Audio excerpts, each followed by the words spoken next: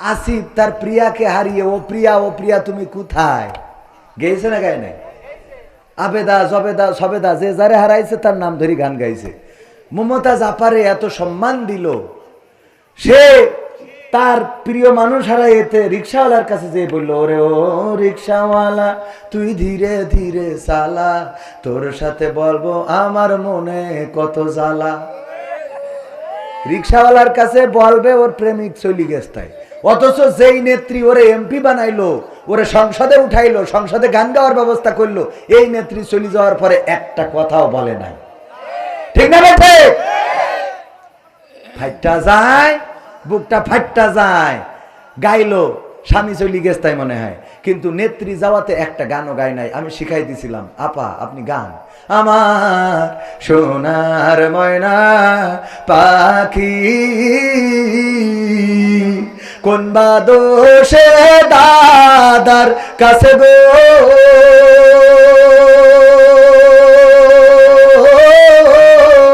আমরা দেশে কেমনে থাকি রে আমার কলজের ময়না পাখি। গাওয়ার দরকার ছিল না, তবে গাচ্ছে না তা না, হয়তো গান গায় কিন্তু সেই গানটা এমন। এখন হয়েছে দেখেন সব আদালতে তুলতেছে, কেউ ভেন্সি কাটে। শাহজাহান বলে আমাদেরও সময় আসবে, সময় তো তোমাদের ছিল, আবার নতুন করে কি আসবে? কথা কয় না? সময় তো তোমাদের ছিল, তোমরা সময়টাকে নিয়ে এতটাই অহংকার, এতটাই অধ্যত্ত দেখিয়েছ, মানুষকে মানুষ মনে করো নাই। ইসলামী আন্দোলনের নেতা কর্মীদেরকে মামলা দিয়ে ক্ষান্ত হও নাই, তাদেরকে ধরেছো, রিমান্ডে নিয়েছো, নির্যাতন করেছো, জেলে ভরেছো, এমনকি বাংলাদেশে ইসলামী আন্দোলনের নেতৃত্ব শূন্য করার জন্য এক এক করে সব নেতা কর্মীদেরকে ফাঁসির কাস্টে ঝুলিয়েছো। ঠিক না বেঠে? ফাঁসির কাস্টে ঝুলিয়েছে আল্লামা দেলওয়ার হুসাইন সাইদি, যার জন্য এই সাতক্ষীরা কোলারওয়ার মাটির সহদার দুই ভাই শহীদ হয়েছে একই সাথে, আর অসংখ্য মানুষ শহীদ হয়েছে। ওগো আমার ভাইয়েরা, এই কোরআনের পাখি আল্লামা দেলওয়ার হুসাইন সাইদিকে তারা কারাগারে রেখেই ক্ষান্ত হয় নাই, বরং এই মানুষটাকে ইনজেকশন পুশ করে এই পৃথিবী থেকে বিদায় করে দিয়েছে। বলেন ঠিক কিনা? অধ্যত্ত এতটাই ছিল, আল্লামা সাইদি ইন্তেকালের পরে তার জানাজাটাও পড়তে দেয় নাই ঢাকা শহরে। আমরা বাগেরহাটে গেলাম, এই হাতে আল্লামা সাইদির কবর খনন করেছি, লাশটা ধরে কবরে নামিয়েছি। ওগো আমার ভাইয়েরা, যখন ফিরে আসি তখন আমাদের গাড়িতে হামলা করেছে বাগেরহাটে। যারা হামলা করেছিলেন খুলনায়, যারা কবর দিতে দাও নাই, আল্লামা সাইদির ওসিয়ত ছিল যে তার কবরটা যেন সিদ্দিকিয়া আলিয়া মাদ্রাসায় হয়, কিন্তু সেখানে কবর দিতে দেয় নাই। ওইখানে দাঁড়ায় স্লোগান দিল, বাংলার ইহুদি দেলওয়ার হুসাইন সাইদি। বলেন নাউজুবিল্লাহ। যারা বাংলার ইহুদি দেলওয়ার হুসাইন সাইদি এই কথা বলেছিল, আল্লাহ ধরে ধরে ধরে না, ধরলে আল্লাহ ছাড়ে না। আজকে সেই সাইদির সন্তানেরা আছে, সাইদি প্রেমিকেরা আছে, সাইদির কবরও আছে, কিন্তু যারা এইগুলো বলেছিল তাদের দেখা মেলে না। ঠিক না বেঠে? দেখে তো মেলে না। শুধু তাই না, তারা কোথায় আছে, তাদের কবর বাংলার জমিনে হবে কিনা সন্দেহ। মাঝে মাঝে বলে আমরা চট করে ঢুকে পড়বো, কিন্তু বাংলাদেশের মানুষ বলে বুবু আইবা, তুমি আইবা রে, আইয়া বুবু সিয়ার পাইবা না। বুবু আইবা, তুমি আইবা গো, আইসা তুমি সিয়ার পাইবা।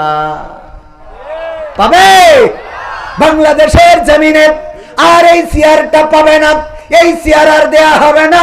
কারণ যেই দলের নেত্রী নেতা কর্মীদের চিন্তা না করে নিজে হেলিকপ্টারে করে উড়ে যায়,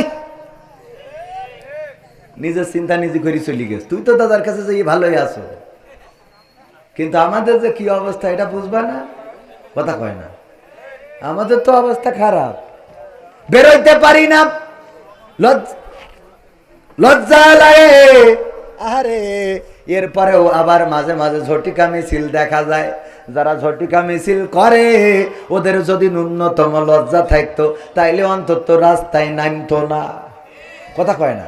তুই যে চেয়ারম্যানের জন্য ছুটি ছুটি বেড়াচ্ছিস কেমন আছেন? নারায়ে তাকবীর। বিশেষ অতিথির আগমন মাহফিলের পক্ষ থেকে। এরা ওয়াজ শুনে কি ঠান্ডাই গেল নাকি? আমি তো বাবু আকর্ষণ, এই জন্য ওয়াজও মানে কোন দিকে যাবো লাইন খুঁজে পাচ্ছি না। একবার মনে করছি ওয়াজ শুনে, একবার মনে করছি গান শুনে। আকর্ষণ কিশোর, কিশোর কথা কয় না, কিশোর। আচ্ছা, হাত তুলে মা বোনেরও আছে, একটু গান শুনতে হবে না? সব শোনাবো টাইমের মধ্যে ইনশাল্লাহ। রাজি আছেন শুনতে? থাকা যাবে? পরিবেশটা করে দিয়েছেন কে? আল্লাহ রাব্বুল আলামিন সুন্দর একটা পরিবেশ করে দিয়েছেন। যেই সময় ঝড় হওয়ার কথা, বৃষ্টি হওয়ার কথা, সেই সময় আল্লাহ রাব্বুল আলামিন এত সুন্দর পরিবেশ করে দিয়েছেন। এইখানে যারা এসেছেন, যারা বসেছেন, যারা বাইরে আছেন, দাঁড়িয়ে আছেন, আল্লাহ কবুল করেছে আপনাদেরকে। আর যাদের কবুল করে নাই তারা এখানে আসতে পারে নাই।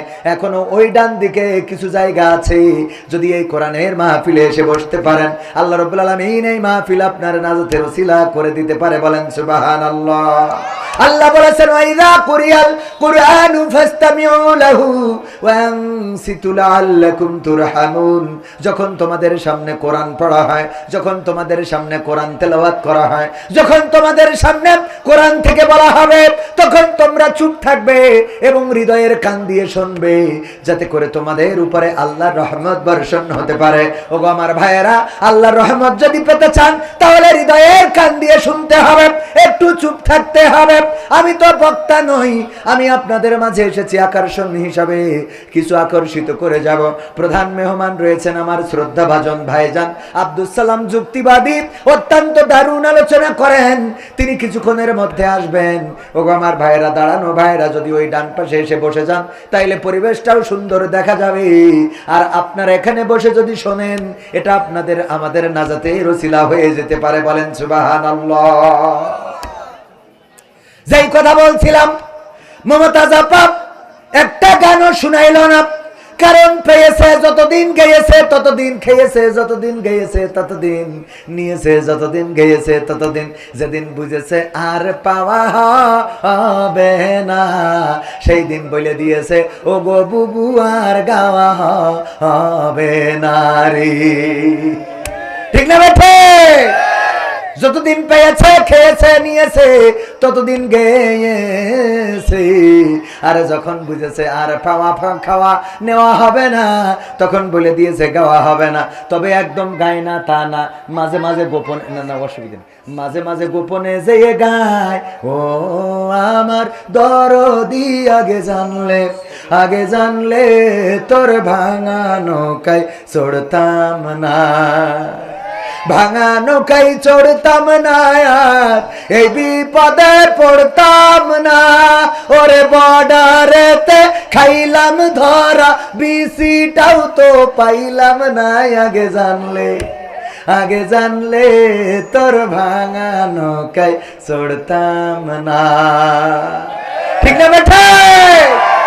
আমার ভাইয়েরা মাথায় রাখবেন, ইসলামী আন্দোলন, কোরআনের পথ, আল্লাহর পথ, রাসূলের পথ, এটাই এমন যে পৃথিবীর পরে যদি বেঁচে থাকেন পাবেন সম্মান, আর যদি মারাও যান তাও সম্মানের জীবন নিয়ে মারা যাবেন।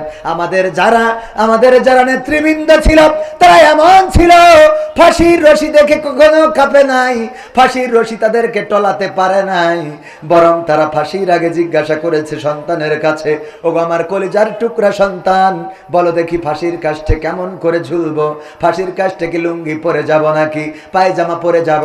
আমার কবর দিতে যাবে পাবনাই কে, সাথিয়ায় অনেক দূরের পথ, রাস্তাটাও তত বেশি ভালো না, সুতরাং তোমাদের মাকে সাথে নিবা না, অসুস্থ হয়ে যেতে পারে, তোমরা যেও আমার কবরটা দিয়ে এসো। এমন কথা মৃত্যুর আগের দিন তারাই বলতে পারে যারা নিজেদের একেবারে আল্লাহর কাছে সমর্পণ করে দিয়েছে, যারা বলেছে ইন্না সলাতি ওয়া নুসুকি ওয়া মাহইয়ায়া ওয়া মামাতি লিল্লাহি রাব্বিল আলামিন, নিশ্চয় আমার সালাত, আমার কুরবানি, আমার জীবন, আমার মরণ সবকিছু বিশ্ব প্রতিপালক আল্লাহর জন্য। এই কথা যারা বলে দিতে পারে তাদের আর কোনো ভয় থাকে না, তাদের আর কোনো টেনশন থাকে না, দুশ্চিন্তা থাকে না, তাদের আর কোনো অন্য কোনো ভয় ভীতি কাজ করে না। তারা চিন্তা করে মরলেও ভালো, বাঁচলেও ভালো, দুনিয়ায়ও ভালো, আখেরাতেও ভালো, উপরেও ভালো, নিচেও ভালো, আমাদের খারাপ জায়গা বলে কোনো জায়গা নাই। কথা কয় না, ঠিক না বেঠে? আমার ভাইজান উনি গরু পালন করে, গরু একটা ছেড়ে দিয়ে এসেছে মাঠে খাওয়ার জন্যে। গরু যেন ঘাস খেয়ে বেঁচে থাকতে পারে বা ভালো করে নিজের পেটটা তওনা করে নিতে পারে, নিজের পেটটা ভরাতে পারে। গরু যেখানে খাচ্ছে, হঠাৎ করে পাশে থাকা একটা জঙ্গল থেকে বাঘ বের হয়ে গরুরে দৌড়ানি দিয়েছে, ধরার জন্য পিছু নিয়েছে গরুরে যখন বাঘ ধরবে, গরু এটা দেখে চুপচাপ বসে থাকে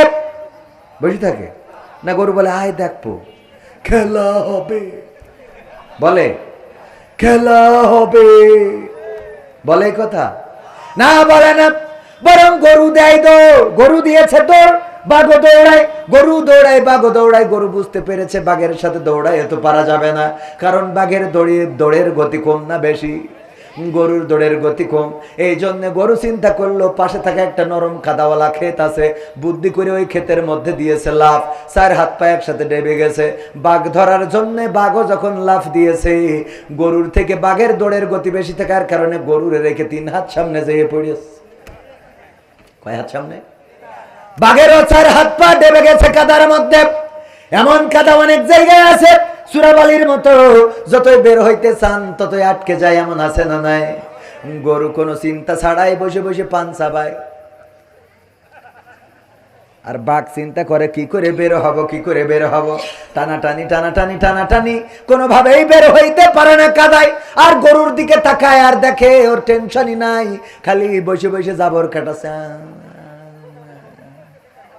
গরু, বাঘ বলতেছে গরু তুই তো আসলে গরু। তবে ভাই কি হইয়ে ভাই, গরু তো মানে ও তো অশিক্ষিত, স্কুলে যায়নি, বা ভাই কি হইয়ে ভাই তোর ওইরকম হাস কেন?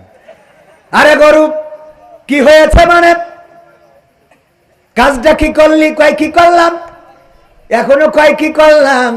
আরে গরু, আমি যদি তোরে ধরতাম, আমি খাইতাম, আমি বাঁচতাম, তুই মারা যাতিস, অন্তত একজন তো বেঁচে থাকতাম। আবার তুই যদি দৌড়াইয়ে পালাই যাতি পারতিস, তাইলে তুইও বেঁচে যাতিস, আমিও বেঁচে যেতাম। কিন্তু এমন একটা আকাম করেছো কাদার মধ্যে লাফ দিয়ে, এখন এই 4 হাত পা কোনোভাবে বের করতে পারি না, ছাড়াইতে পারি না, এখন তুমিও মরবা, আমিও মরব। কয় তাও অসুবিধা কি ভাই? এই জন্যই তোরে লোক বলত বলে। এই গরু অসুবিধার কথা বাদ দে,